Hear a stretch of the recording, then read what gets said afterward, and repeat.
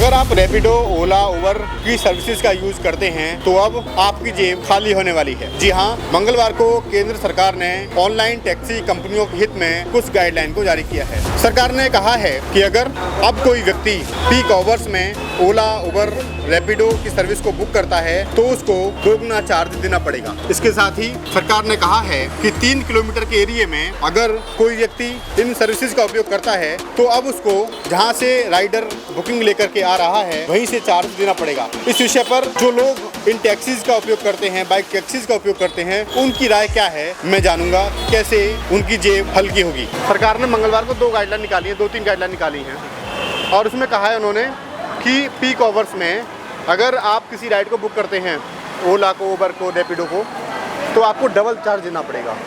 क्यों? क्योंकि वो कहते हैं कि पीक आवर्स है, इसमें जाम लगता है, ये लगता है, इस तरीके से। नहीं, वो तो बात ठीक है, लेकिन इससे तो हमारे लिए दिक्कत हो जाएगी ना। हम जो पैसा जो हम जहाँ हम 30 रुपये दे रहे थे पहले, अब उसके में 60 या 40 देने पड़ेंगे। 60 देने पड़ेंगे, डबल देने पड़ेंगे तो फिर तो हमारे लिए नुकसान हो जाएगा ना। फिर तो ये तो सेटबैक है। ये तो गलत फैसला लिया है सरकार ने, क्योंकि मेजरली दिल्ली में लगभग 40 लाख से ऊपर जो पॉपुलेशन है ना, वो कॉर्पोरेट वाली है। तो टाइमिंग वही रहती है सबकी, सुबह 7 से 9 और शाम को 6 से 9। तो पीक आवर्स तो वो रहेंगे। उस समय अगर हमको पैसे चार्ज करने पड़ेंगे तो हम रैपिडो यूज नहीं करेंगे। हम और ट्रांसपोर्ट के माध्यम देखेंगे, जैसे कि ऑटो होते हैं, ई रिक्शा होते हैं। अगर वो हमारे लिए ज़्यादा कॉस्ट इफेक्टिव पड़ रहे हैं उनको लेंगे हम। तो रैपिडो को भी नुकसान है इस पॉलिसी से और हम लोगों को भी।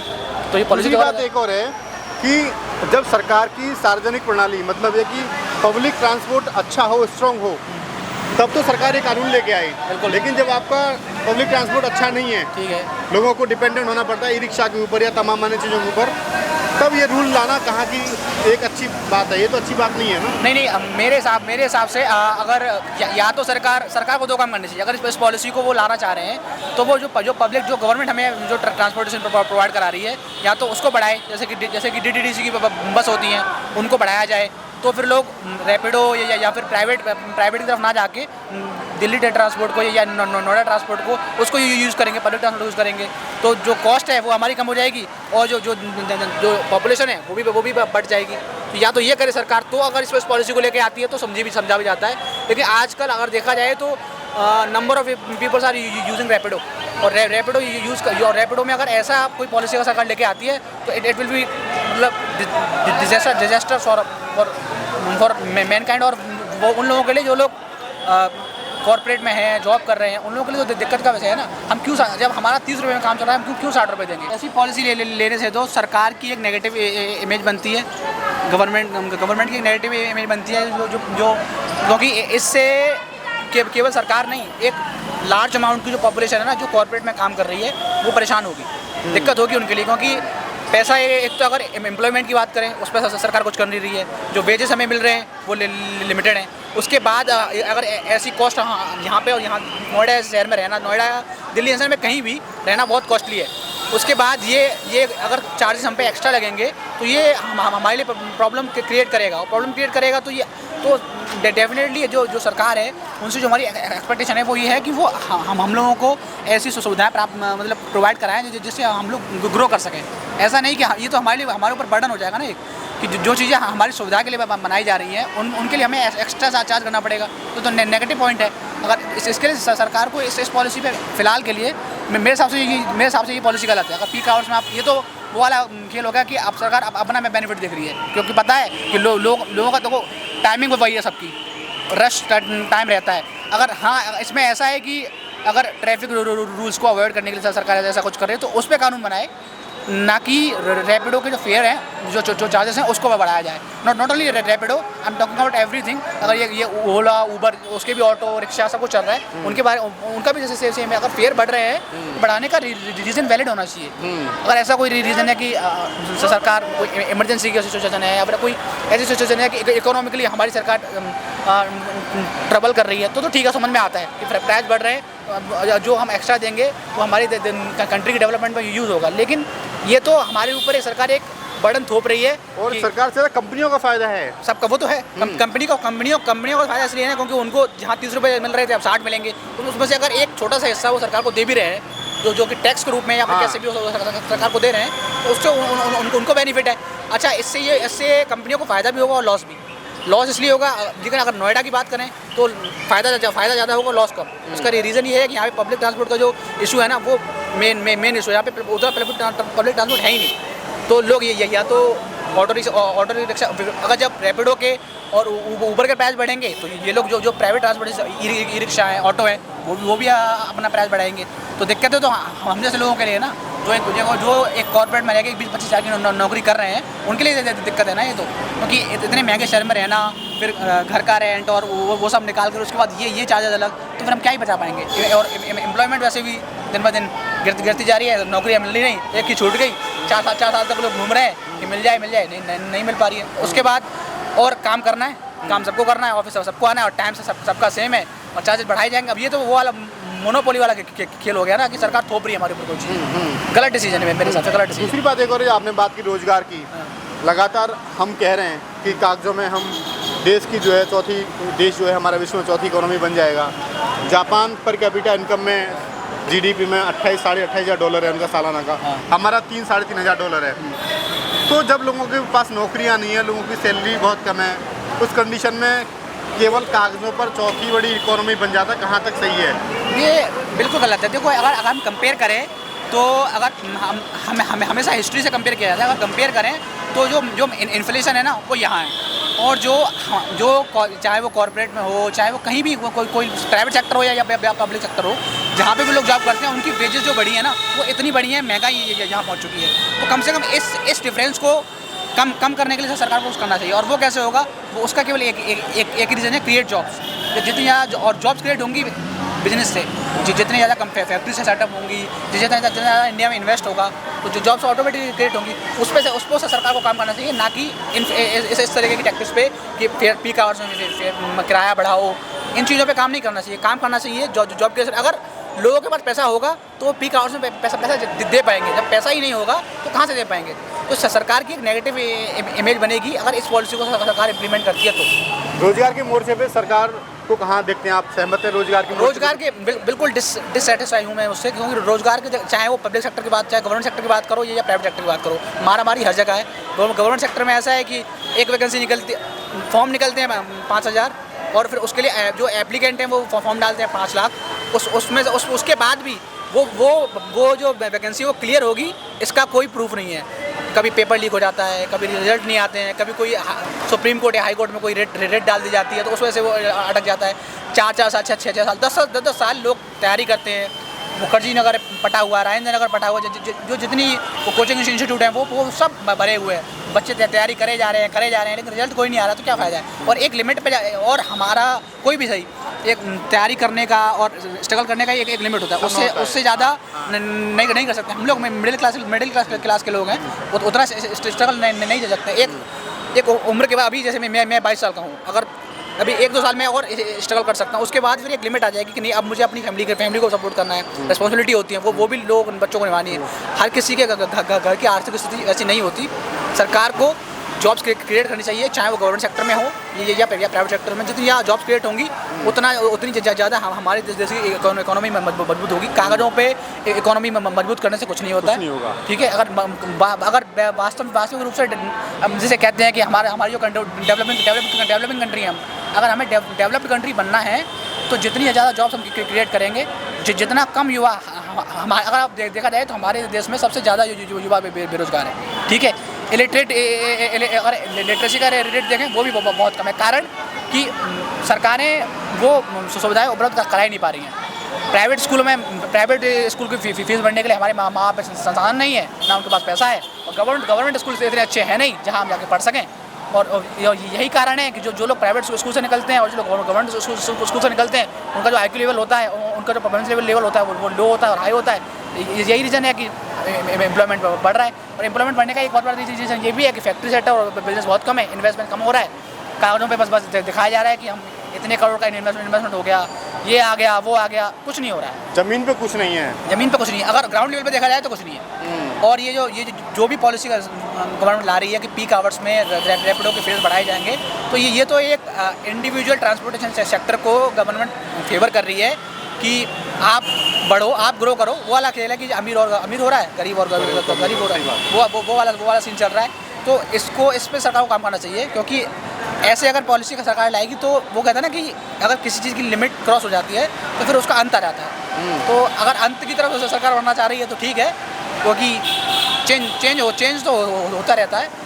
इन चीज़ों से ध्यान हटाकर एम्प्लॉयमेंट क्रिएट करने पर अगर सरकार ध्यान देगी तो वो ज़्यादा अच्छा होगा। एक 3 किलोमीटर का मामला भी है कि 3 किलोमीटर के अंदर अगर आप राइड बुक करते हैं तो स्टार्टिंग पॉइंट जो है जहाँ से वो आ रहा है राइडर, वहीं से आपका पैसा लगेगा, जहाँ से आप जाएंगे वहाँ से पैसा नहीं लगेगा। अब ये तो बिल्कुल गलत है। अब सपोज करो मैंने किसी को राइड बुक करी, अब वो आ रहा है 5 किलोमीटर से, मेरे को जाना है 3 किलोमीटर, तो टोटल अगर डिस्टेंस कैलकुलेट करें तो 8 किलोमीटर हो गया। 8 किलोमीटर के पैसे जब मैं अब 8 किलोमीटर का अगर हम चार्ज लगाएंगे और वो भी डबल करके, तो 100 ऐसे अगर मैं 3 किलोमीटर जाने में मुझे 20 रुपये लग रहे हैं, फिर वो उसको डबल करेंगे 40 हो जाएगा, फिर वो 5 किलोमीटर का वो लगेगा, 100 रुपये के आसपास हो गया। जिस जगह जा रहे हैं मेरे 20 रुपये खर्च हो रहे थे, अब उस जगह पहुंचने के लिए मेरे को 100 रुपये खर्च करने पड़ेंगे, तो मेरी जेब पैसे तो मेरी जेब से जाएंगे ना। बिल्कुल सही बात। दुख होगा दुख मेरे को होगा, क्योंकि जो 100 रुपये कमाने के लिए मेरे को शायद अब जहाँ भी मैं काम करता हूँ वहाँ पे आधा घंटा या एक घंटा या 8 घंटे मेरे को वहाँ काम करना पड़ता है। उसके बाद मेरे को वो कंपनी मतलब अगर दिन के हिसाब से देखा जाए तो अगर एक कोई बंदा अगर 15,000 कमा रहा है तो 500 रुपये पर डे हो गया, तो उसकी सैलरी, उसकी एक दिन की इनकम का बहुत बड़ा हिस्सा सरकार वो केवल 3 किलोमीटर के डिस्टेंस में गवा देगा। तो ये गलत है, इस पर सरकार को काम करना चाहिए। ये मैं तो बिल्कुल इसके फेवर में नहीं हूँ। अगर सरकार कर रही है तो सरकार को ये करने से पहले एक बार सोच लेना चाहिए, उसके बाद डिसीजन लेना चाहिए। मैं इस फैसले से बस इतना पूछना चाहता हूँ, जिन्होंने भी ये गाइडलाइन जारी करी है, क्या वो मेरे को बस इतना बता दें, पहले भी अगर ये जितनी भी राइड्स हम पहले बुक कर रहे थे, क्या पहले उनका जो उबर रैपिडो में काम कर रहे हैं उनका गुजारा नहीं हो रहा था, या फिर अब हमसे ज़्यादा लेकर के just because off peak hours हमसे ज़्यादा लेकर के उन्हें नेताओं को अपनी जेबें भरनी है क्या? हमसे ऐसा मतलब ये ऐसा कौन सी पॉलिसी है? ले रहे हो तो फिर सारे टाइम में लो, या तो बिल्कुल ही मत। तो पीक आवर्स का मतलब क्या है? पहली चीज़। दूसरी चीज़, मैं जहाँ से जहाँ तक जाऊँगा मैं कन्विंस वहाँ तक का दूंगा, या फिर मैं किसी और चीज़ों के लिए भी रिस्पॉन्सिबल हूँ? जैसे आप बता रहे थे कि दूसरी गाइडलाइंस हैं कि जहाँ से भी राइडर आएगा वहाँ तक का 3 किलोमीटर में दायरे में जहाँ से भी राइडर आएगा वहाँ तक का चार्ज मुझे देना है। भाई जब मैं वहाँ तक जा ही नहीं रहा तो फिर मैं वहाँ तक का एक्स्ट्रा क्यों दूंगा? फिर मैं राइड भी क्यों बुक करूँ? फिर मैं पब्लिक सर्विस के नाम पे कोई भी लोकल ऑटो रिक्शा वगैरह कुछ भी देख सकता हूँ। फिर मेरे लिए बेनिफिट क्या है? रैपिडो उबर क्यों चला था? पब्लिक को ईज पहुंचाने के लिए। यहाँ पे हमें ईज पहुंचाई जा रही है या फिर ये हमारा शोषण किया जा रहा है? बिल्कुल। आम आदमी के सरकार पे पहले सरकार ने टैक्स लगा लिए, उसके बाद जो रही बची इनकम है वो तुम ऐसे कम करे दे रहे हो, तो इंसान जाएगा कहाँ? चलना छोड़ दे, फिर काम करना छोड़ दे। काम नहीं करेगा तो फिर ऐसा है, सीधी सीधी बात है। आप कहना चाहते हो पीक आवर्स में आदमी काम ना करे? बिल्कुल नहीं करेगा, घर बैठता है कल से, जॉब पे ना जाए, लेकिन उसके बाद अगर आपको टैक्स ना मिले, उसके बाद इस भारत हमारे देश का पतन हो, तो उसके लिए सरकार खुद जिम्मेदार है, हम नहीं। दूसरी बात एक और है कि सरकार ने कहा है ओला उबर वालों, कंपनी वालों को कि आपको हर एक ड्राइवर का इंश्योरेंस करना पड़ेगा।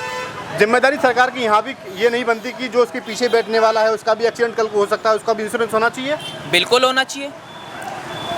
देखो जैसे जैसे अगर कहा जाए ना, जैसे अगर आप डीटीसी की टिकट लेते हैं तो उसमें भी 2 लाख का इंश्योरेंस, उसके बाद अगर आप ट्रेन की लेते हो तो उसमें 10 लाख का इंश्योरेंस, उसके बाद अगर आप प्लेन में जाते हो तो 1 करोड़ का इंश्योरेंस, जैसे भी टाटा की एयरवेज में हुआ। अगर सरकार यहाँ पर पे हमसे डबल चार्ज करके क्या कहते हैं, हमसे ज़्यादा पैसे ले रही है, तो फिर सरकार का दायित्व बनता है कि वहाँ पे वो हमारे इंश्योरेंस क्लेम कवर करवा करके दे, अन्यथा फिर डबल चार्ज का कोई मतलब नहीं बनता। इंसान या तो पैसे वहाँ पे खर्च कर सकता है ना जहाँ उसे लगे कि हाँ मेरी सेफ्टी है, मेरी सहूलियत हो रही है। जब ये चीज़ें नहीं हो रही तो मेरे को नहीं लगता कि यहाँ से कहीं ना कहीं से तक भी कि जो इन्होंने बोला है कि इंश्योरेंस हो या ना हो, मतलब इंश्योरेंस होना चाहिए, इंक्लूड होना चाहिए था। एक और सवाल है इसमें कि अमूमन हम देखते हैं कि ड्राइवर्स जो होते हैं ओला उबर वाले, वो ऐप को इंस्टॉल करते हैं, उस पर अपनी आईडी बनाते हैं और उसके बाद में वो काम शुरू कर देते हैं। उनका कोई भी पुलिस वेरिफिकेशन नहीं होता है। हमने पहले भी कई बार देखा है कि कई तरह के अपराध लोगों के साथ में हो जाते हैं। लड़कियां जब कैब में अकेली जाती हैं तो कई बार उनके साथ बलात्कार जैसी घटनाएं भी घटी हैं। इसको आप कैसे देखते हैं कि सुरक्षा की जिम्मेदारी तो नहीं है लेकिन चार्जेस बढ़ाए जा रहे हैं? देखिए, चार्जेस बढ़ाने को लेकर के अगर कहा जाए, सीधी सीधी बात है, अगर आप चार्जेस बढ़ा रहे हो तो फैसिलिटीज़ दो, अगर आप फैसिलिटीज़ नहीं दे रहे हो तो चार्जेस उतने ही रहने दो। क्योंकि भारत जैसे देश में लोग चलना पसंद करते हैं और भारत जैसे देश में लोग उतने पैसे देने के लिए पसंद हैं या फिर उतने देने के लिए आगरुक हैं जितना वो इस्तेमाल कर रहे हैं। अगर मैं आपको बोलूँ कि मैं आपको लेट सपोज मान लो मैं आपको कोई एक सामान देता हूँ जिसकी असल में वैल्यू 10 रुपये है, लेकिन मैं आपसे कहता हूँ 100 रुपये का, क्या आप लेंगे? बिल्कुल नहीं। बिल्कुल नहीं ना। मेरे को पता है कि मेरा अगर मेरे को ये सारी सुरक्षाएं कैब में मिलेंगी तो मैं उसके लिए 2 गुना पैसे देने के लिए तैयार हूँ। अगर ये सुरक्षा नहीं मिलती है तो फिर तो जान की क्या कहते हैं, जान की बाजी लगा करके तो फिर मैं ई रिक्शा में भी जा रहा हूँ। सुरक्षा तो वहाँ भी नहीं है ना। फिर मैं फिर ओला उबर रैपिडो क्यों यूज करूंगा? ये तो तुष्टिकरण वाली राजनीति हो गई। बिल्कुल बिल्कुल सही बात है। इसमें कई बार हम देखते हैं कि अलग अलग कंपनियां अलग अलग फेयर बताती हैं। आपसे अलग अलग आईफोन और एंड्रॉइड पे भी अलग अलग फेयर आता है। बिल्कुल बिल्कुल वही मेरा सवाल है, ऐसा क्यों? जब सेम ड्यूरेशन है, सेम डिस्टेंस है, तो अलग अलग फेयर क्यों? ये कहीं ना कहीं ग्राहक को ठगने की साजिश है।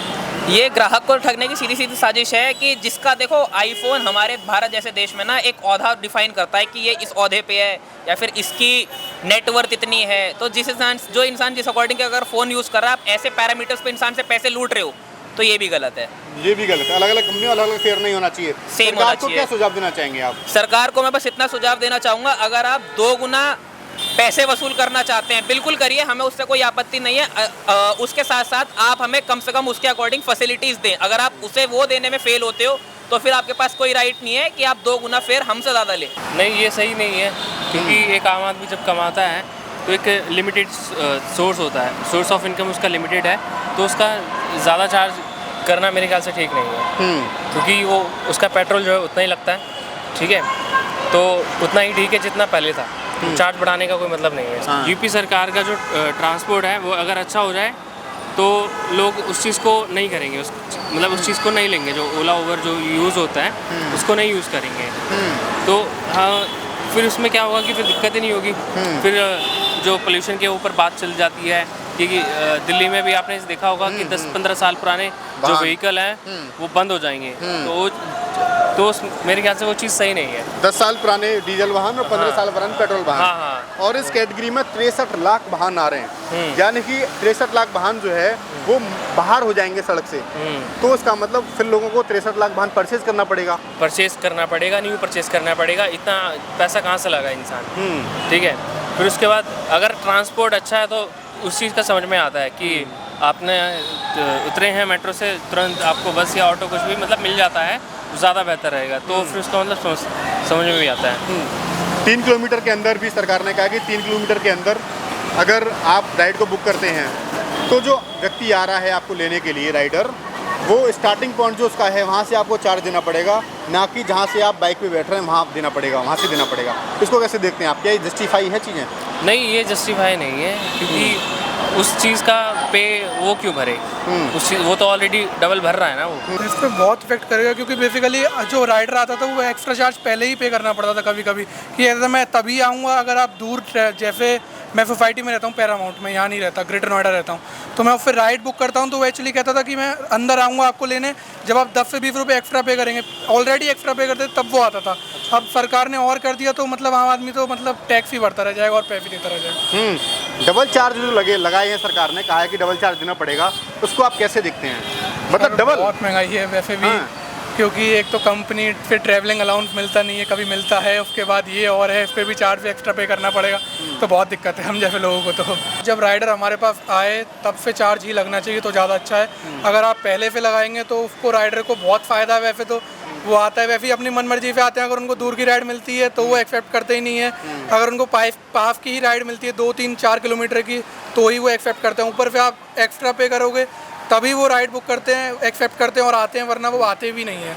क्योंकि मैं बेसिकली 3 साल से कॉलेज में पढ़ाई करी तो भी यही फेस किया और अभी भी यही फेस करना पड़ता है। अभी भी मैं गुड़गांव गया था तो वहाँ पे राइडर ने राइड कैंसिल कर दी। उसने कहा अगर आप एक्स्ट्रा पे करोगे 30-40 रुपये तो मैं चलूँगा, वो भी ऑफलाइन लेके, और वो राइड कैंसिल कर देते हैं वहीं पे और देन लेके चलते हैं। बेसिकली इसमें ये भी तो है कि हम दूर की राइड बुक करते हैं। मान लीजिए हमने यहाँ से नोएडा से गुड़गांव की राइड बुक करी, अब बीच में ट्रैफिक मिला या वो लॉन्ग रूट पे लेके गया तो उसका भी एक्स्ट्रा चार्ज कभी कभी पे कर देती है कंपनी को। जैसे रैपिडो करोगे या ऊबर बुक करोगे तो उसका भी चार्ज ले लेती है।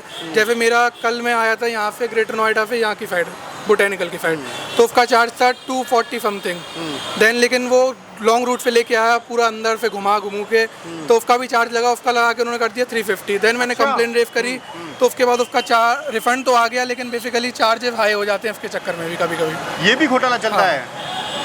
मतलब राइड जो है वो खुद लंबी कर देते हैं अगर वो long राइड distance जैसे लॉन्ग डिस्टेंस पे लेके जाता है, कहीं ट्रैफिक मिल जाता है, रुकती है, टाइम वेस्ट होता है, तो राइड के चार्जेस बढ़ जाते हैं। बहुत गलत है, लेकिन जो चलता हुआ आ रहा है वो चले तो अच्छा है, और इनकम भी अच्छी होनी चाहिए। जब दब तो देने में ठीक है, और इनकम वही है, सिंगल डबल कहाँ से दे देंगे? ठीक है। ये इनकम भी डबल होनी चाहिए। शिकायतें सरकार के पास पहुंचती हैं कि ये जो कंपनियां कमीशन बहुत ज़्यादा ले रही हैं, 20%, 25%, इसको आप कैसे देखते हैं? कितना कमीशन जायज़ होना चाहिए? नहीं, कमीशन तो बहुत ज़्यादा है सभी जो GST लगा करके वो करीब 25 से 30% पड़ जाता है। 25 से 30%, मतलब 100 रुपये की रैली में 25 से 30 रुपया 25 रुपये कंपनी ले लेती है, कोई भी कंपनी हो, ऊबर हो, ओला हो। कहने को है सिर्फ कि कुछ नहीं ले रहे। ऊबर तो पर डे वैसे ही 30 रुपये लेता, चाहे 10 रुपये का काम करो या 100 रुपये का। गलत है ये रूल। मान लो हम तो मान लो अपनी तरफ बनाएगा, तो मान लो कोई दिक्कत ग्राहक नहीं आते हैं, मतलब तब कैंसिल करवा पड़ती, फ़ोन करते हैं जा कर अभी नहीं आ पाएंगे। कोई ऐसी राइड आ जाती हैं, मतलब उन्हें राइड चालू कर दी, मैं पहुंच गए उस जगह पर, फ़ोन ही नहीं उठाते हैं, तब ये कैंसिल करवानी पड़ेगी। कैंसिल करते हैं इस मुसीबत में, और किसी मतलब ट्रैफिक हो जाता, रुक जाते हैं, फ़ोन करते हैं, नहीं तो उधर ही कैंसिल हो जाती, मैं और पहुँचते हैं तल्ले।